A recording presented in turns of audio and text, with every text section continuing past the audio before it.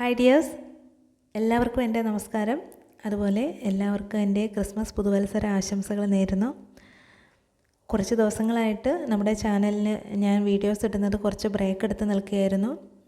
അതിൻ്റെ കാരണം ഞാൻ പറയാം. പ്രധാനമായിട്ടും സമയക്കുറവുണ്ടായിരുന്നു. പുതിയ കുറച്ച് കാര്യങ്ങൾ പഠിക്കാനും ചെയ്യാനും ഒക്കെ ആയിട്ട് സമയം നീക്കി വെച്ചു. പിന്നീട് എനിക്ക് വീഡിയോസ് അപ്ലോഡ് ചെയ്യാനായിട്ട് സമയം തികയാത്ത ഒരു സാഹചര്യം വന്നത്. അപ്പോൾ പുതിയ കാര്യങ്ങളിൽ ഒരുപാട് വായിക്കാനും പഠിക്കാനും ഒക്കെ ശ്രദ്ധിച്ചു. കുറച്ച് ചെറുതായിട്ട് ഷോർട്ട് ടൈമായിട്ട് ചില കാര്യങ്ങളൊക്കെ പഠിക്കാനായിട്ട് പോയി. അതുപോലെ തന്നെ നമ്മുടെ ഒരു വെയിറ്റിലുണ്ടായിരുന്ന ഒരു 5 കിലോ വെയിറ്റോളമൊക്കെ കുറയ്ക്കാനായിട്ട് സാധിച്ചു. വീട്ടിൽ കുറച്ചൊക്കെ നമുക്ക് സ്വയം നമ്മളെ ശ്രദ്ധിക്കാനായിട്ടുള്ള സമയം കിട്ടി. അങ്ങനെ എനിക്കൊരു വെയിറ്റ് കുറയ്ക്കുന്നതിന് സാധിച്ചു. അതെനിക്കൊരു വലിയൊരു അച്ചീവ്മെൻറ്റായി.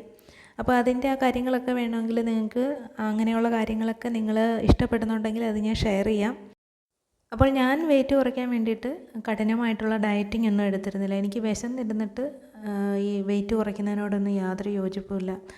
കറക്റ്റ് ടൈമിന് നമ്മൾ ആഹാരമൊക്കെ കഴിക്കണം. അതുപോലെ എക്സർസൈസ് ചെയ്ത് ഒരുപാട് നടപ്പും അതുപോലെ എന്തെങ്കിലുമൊക്കെ എക്സർസൈസുകളൊക്കെ ചെയ്തിട്ട് നമ്മുടെ വെയിറ്റ് കുറയ്ക്കുന്നതായിരിക്കും എപ്പോഴും നല്ലത്. അപ്പോൾ അത് നമ്മൾ കൺസിസ്റ്റൻ്റായിട്ട് ചെയ്യുക എന്നുള്ളതാണ് പ്രധാനം. കുറേ നാളുകൾ ഓരോരുത്തർക്കും വ്യത്യസ്ത രീതിയിലാണ് വെയിറ്റ് കുറയുന്നത്. കുറച്ച് നാളുകൾ വേണ്ടി വരും. ഒരു 2-3 മാസം കൊണ്ട് മാത്രമേ ചിലരിൽ ആ വെയിറ്റ് കുറയുന്നതിൻ്റെ ആ ഒരു വഴിയിലേക്ക് നമ്മുടെ ബോഡി എത്തിച്ചേരാൻ തന്നെ ഏകദേശം ഒരു 3 മാസത്തോളം വേണ്ടി വരും. പിന്നീട് നമ്മൾ കൺസിസ്റ്റൻ്റായിട്ട് ചെയ്തു കൊടുക്കുക. അത് നമ്മുടെ നിത്യജീവിതത്തിൽ ചെയ്യാനായിട്ട് സാധിച്ചു കഴിഞ്ഞാൽ നമുക്ക് വെയിറ്റ് ലോസ് വളരെ വേഗത്തിലുണ്ടാകും. അപ്പോൾ ഞാൻ ഈ 5 കിലോ കുറയ്ക്കാനായിട്ട് എന്തൊക്കെയാണ് ചെയ്തതെന്ന് ഒന്നുകൂടെ നിങ്ങൾക്ക് പറഞ്ഞു തരാം. അപ്പോൾ 5 കിലോ കുറയ്ക്കാനായിട്ട് എനിക്ക് 5 മാസം തന്നെ വേണ്ടി വന്നു. ശരിക്കും ഞാൻ അറിയാതെ തന്നെ ആ ഒരു പ്രോസസ്സ് നടന്നു എന്ന് പറയാം. ഞാൻ ആദ്യമായിട്ട് ചെയ്തത് പോർഷൻ കൺട്രോളായിരുന്നു. അപ്പോൾ നേരത്തെ അധികമായിട്ട് കഴിച്ചിരുന്നില്ല. എങ്കിലും ഞാൻ പറയാം, രാവിലെ ഞാൻ കഴിച്ചിരുന്നത് ഒരു ദോശ. അപ്പം ഡെയിലി ദോശ തന്നെയാണ് നമ്മുടെ വീട്ടിൽ ഉണ്ടാക്കുന്നത്. അപ്പോൾ ഒരു ദോശ, അതിൻ്റെ ഒരു സാമ്പാർ അല്ലെങ്കിൽ ചട്നി, ആ ഒരു കറി അങ്ങനെ കഴിച്ചിരുന്നു രാവിലെ. അതുപോലെ രാവിലെ തന്നെ എക്സർസൈസ് ചെയ്യുകയും ചെയ്യും. 1 മണിക്കൂറോളം ഒന്നുകിൽ നടക്കും അല്ലെങ്കിൽ മറ്റെന്തെങ്കിലും ഒരു എക്സർസൈസ് ചെയ്യും. അതുപോലെ തന്നെ പാൽ കുടിക്കും. രാവിലെ ഒരു 1/2 ഗ്ലാസ് പാലിൽ വീണ്ടും ഒരു 3/4 ഗ്ലാസ് വെള്ളം ഒഴിച്ചിട്ട് ഒരു വലിയ കപ്പിലാക്കിയായിരുന്നു ഞാൻ കുടിച്ചിരുന്നത്. അത് വെള്ളത്തിൻ്റെ ആ ഒരു കുറവ് ശരീരത്തിന് ഉണ്ടാകാതിരിക്കാൻ കൂടി വേണ്ടിയിട്ടായിരുന്നു ഇത്രയും ഡൈല്യൂട്ട് ചെയ്ത മിൽക്ക് ഞാൻ കുടിക്കുന്നത്. ഇങ്ങനെ 2 പ്രാവശ്യം ഞാൻ മിൽക്ക് കുടിക്കും.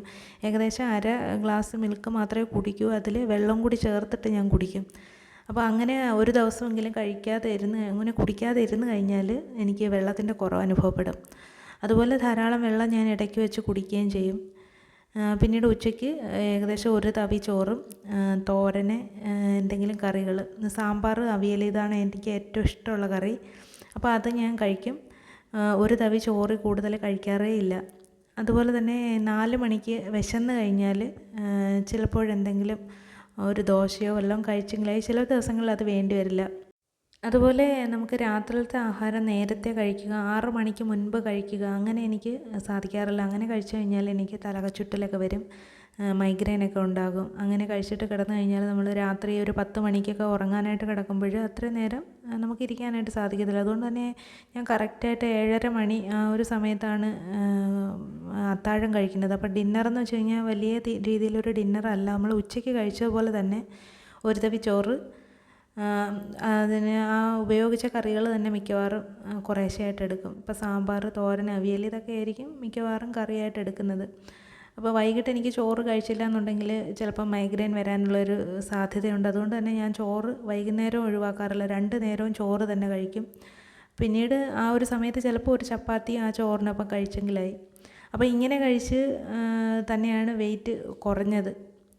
അപ്പോൾ നമ്മൾ കഴിക്കാതെ ഇരുന്ന് കഴിഞ്ഞാൽ പിന്നീട് നമുക്ക് ക്ഷീണം വരും. പിന്നീട് നമുക്ക് ഒരു എക്സർസൈസും ചെയ്യാനായിട്ട് നമ്മുടെ ശരീരം അനുവദിക്കത്തില്ല. എനർജി ലെവൽ വളരെയധികം കുറയും. അങ്ങനെയാണ് ഞാൻ മനസ്സിലാക്കിയിട്ടുള്ളത്. അപ്പോൾ പലർക്കും പല രീതിയിലാണ് ഈ ആഹാരത്തിൻ്റെ ആ ഒരു ചിട്ടകൾ.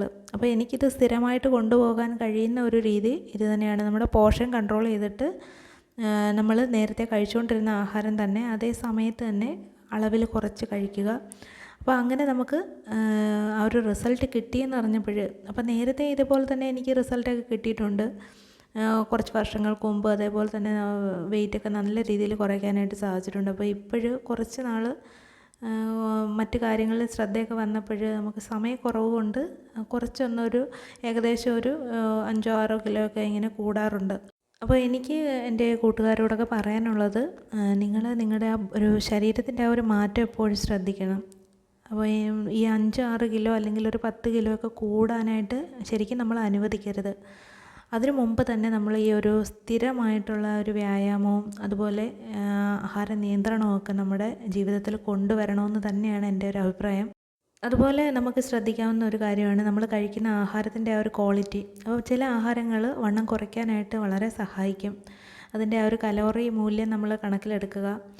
അങ്ങനെ നമുക്ക് ഇത് മനസ്സിലാക്കി വണ്ണം കുറയ്ക്കാനായിട്ട് സാധിക്കും. ഇപ്പം ഫ്രൂട്ട്സ് കഴിക്കുകയാണെങ്കിൽ തണ്ണിമത്തന്, പപ്പായ ഇങ്ങനെയുള്ളവയിൽ കലോറി കുറവായിരിക്കും.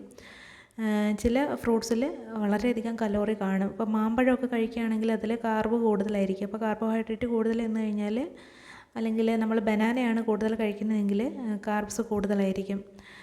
അതേസമയം നമ്മൾ കാർബ്സ് കുറഞ്ഞിട്ടുള്ള ഫ്രൂട്ട്സ് ആയാലും പച്ചക്കറികളായാലും തിരഞ്ഞെടുക്കുക.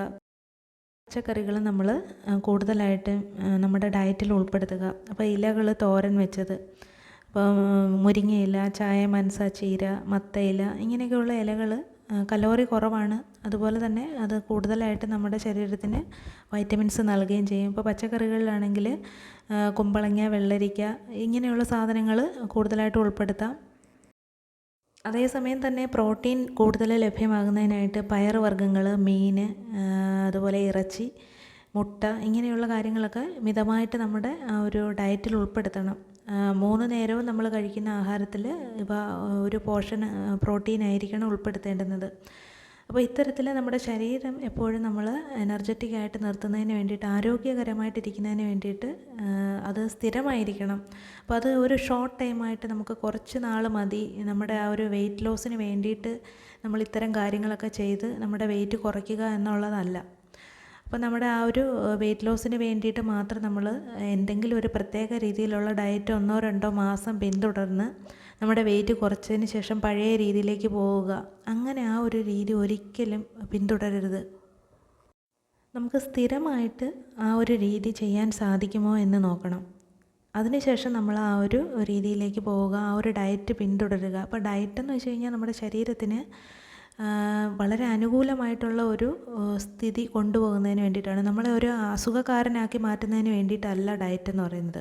അപ്പോൾ നമ്മൾ ആഹാരമൊക്കെ വളരെ കുറച്ച് കഴിച്ചു കഴിഞ്ഞാൽ നമുക്ക് എന്തെങ്കിലും മറ്റൊരു അസുഖം പിടിപെടാനുള്ള ഒരു സാധ്യതയുണ്ട്. അപ്പോൾ ആഹാരത്തിൻ്റെ ആ ഒരു വൈറ്റമിൻ്റെ കുറവ് കൊണ്ടോ അല്ലെങ്കിൽ നമ്മൾ കഴിച്ച ആഹാരത്തിൻ്റെ ക്വാളിറ്റി കൊണ്ടോ ഒക്കെ നമുക്ക് മറ്റെന്തെങ്കിലും അസുഖങ്ങൾ വരാനുള്ള സാധ്യതയുണ്ട്. അതുപോലെ എൻ്റെ ഒരു അഭിപ്രായത്തിൽ പറയുകയാണെങ്കിൽ, നിങ്ങൾ വെയിറ്റ് ലോസിനായിട്ട് ആഗ്രഹിക്കുന്നുണ്ടെങ്കിൽ കഴിവതും നിങ്ങൾ വീട്ടിലുണ്ടാക്കിയ ആഹാരങ്ങൾ കഴിക്കുക. അപ്പോൾ പുറത്ത് നിന്ന് നമ്മൾ പരമാവധി കഴിക്കാതെ ഇരിക്കുക. നമ്മുടെ വീട്ടിൻ്റെ അടുക്കളയിൽ ഉണ്ടാക്കുന്ന സാധനം നമുക്ക് വിശ്വസിച്ച് കഴിക്കാനാകും. അപ്പോൾ നമുക്ക് പുറത്ത് നിന്ന് കഴിക്കേണ്ട സാഹചര്യം വന്നു കഴിഞ്ഞാൽ നമ്മൾ വീട്ടിൽ എന്താണോ കഴിക്കുന്നത് അതേ സാധനങ്ങൾ തന്നെ ഓർഡർ ചെയ്ത് നമ്മൾ കഴിക്കുക. ആ ഒരു പോർഷൻ തന്നെ നമ്മൾ കീപ്പ് ചെയ്ത് കഴിക്കാനായിട്ട് ശ്രദ്ധിക്കുക. അപ്പോൾ എൻ്റെ അനുഭവത്തിലുണ്ടായ ചില കാര്യങ്ങളാണ് ഇവിടെ ഞാൻ ഷെയർ ചെയ്തത്. അപ്പോൾ ഇനിയും കുറേ അധികം കാര്യങ്ങളുണ്ട്, അതൊക്കെ ഞാൻ അടുത്ത എപ്പിസോഡിൽ നിങ്ങൾക്ക് വേണ്ടിയിട്ട് പറയാം. അപ്പോൾ ഇന്നത്തെ വീഡിയോ ഞാൻ വൈൻഡപ്പ് ചെയ്യാണ്. ഇന്നത്തെ വീഡിയോ ഇഷ്ടമായിട്ടുണ്ടെങ്കിൽ നിങ്ങളൊന്ന് ലൈക്ക് ചെയ്യുക. അതുപോലെ തുടർന്നുള്ള വീഡിയോസൊക്കെ കാണാനായിട്ട് ശ്രമിക്കുക. അപ്പോൾ വീണ്ടും കാണാം. ബൈ.